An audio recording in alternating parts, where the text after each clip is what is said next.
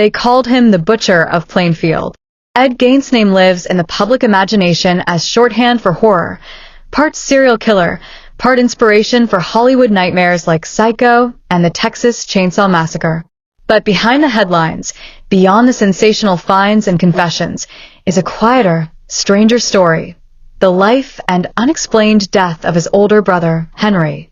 The violent images that stick with viewers make it easy to forget there was a family, and that one death in 1944 remains oddly unresolved.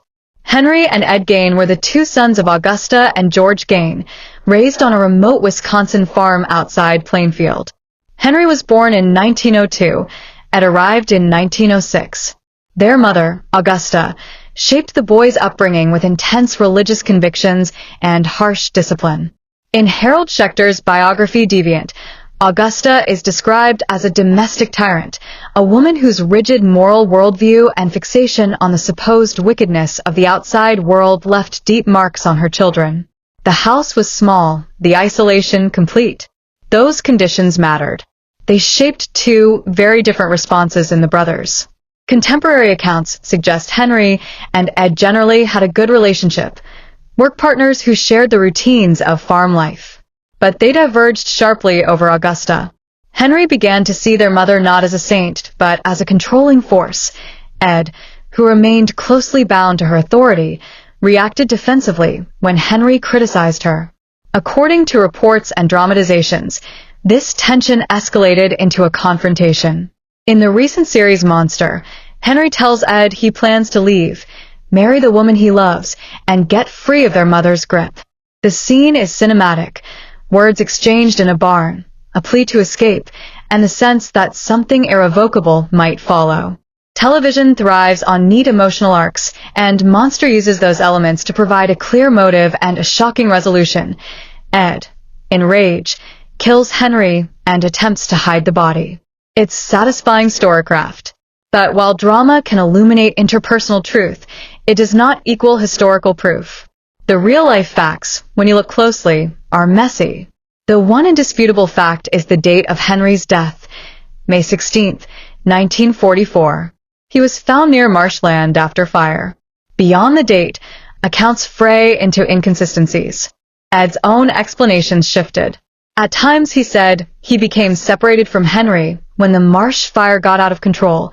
At other moments, he appeared to lead searchers directly to Henry's body, an odd detail that investigators noted. The scene itself raised questions.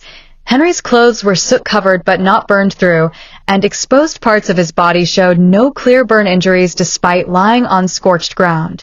The coroner ruled the cause of death as asphyxiation and did not call for a further inquest. Those small, unsettling details are what make Henry's death suspicious to historians and true crime researchers. How could a man be found on scorched earth with soot on his clothes and yet show no signs of being burned? Why would a brother who allegedly could not find another lead searchers to the exact location of a body? Could asphyxiation follow from smoke inhalation in a marsh fire, or might something else have happened?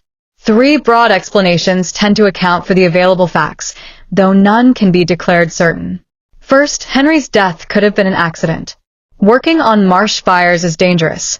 Smoke can quickly incapacitate a person, producing asphyxiation without visible burns. Soot on clothing but not on exposed skin could conceivably result from rapid collapse and burial in a scorched area. In this scenario, the oddities are unfortunate but explainable. Second, the possibility of a third-party attacker exists, though there is little evidence pointing to it. Rural communities in the 1940s were not immune to violence, and an outside actor could have been involved. That theory, however, lacks corroborating testimony or forensic traces. Third, foul play by Ed Gein remains a plausible theory. The brothers argued about their mother. Henry planned to leave. Motive and opportunity are both conceivable. Ed's later confessions to other murders and the peculiarities of his behavior at the 1944 scene add weight to suspicion. Yet plausibility does not equal proof, and crucially, Ed never admitted to killing Henry. That silence matters. After Ed's arrest in the 1950s and his eventual confessions to the murders of two women, Beatrice Wardens and Mary Hogan, he described other acts in frank, sometimes gruesome detail. He never, however, confessed to murdering his brother. The coroner's ruling and the lack of a later confession or a reopened inquiry left the case officially closed, even as questions lingered. Part of the problem is historical context. Forensic science in 1944 was primitive by modern standards. Coroners often had to make determinations with limited evidence.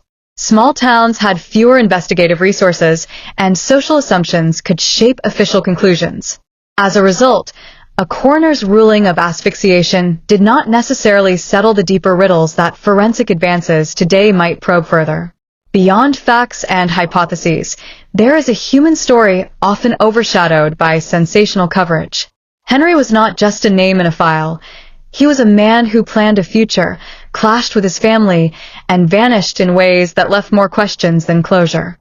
His life and death deserve scrutiny that is careful and compassionate, not only fodder for dramatic speculation. Dramatizations like Monster perform a cultural function. They bring attention to stories and engage audiences emotionally, but they also risk replacing ambiguity with certainty. When a show stitches together a neat narrative from fragments, viewers may walk away convinced they have the whole truth. In Henry's case, the truth is stubbornly unsettled.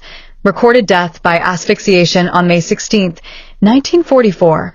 Conflicting eyewitness and suspect accounts, a coroner's decision that closed the case, and a brother whose later crimes make the past feel even more ominous.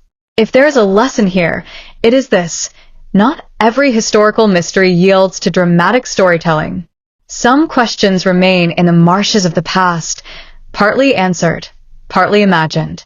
Henry Gein's death is one of them.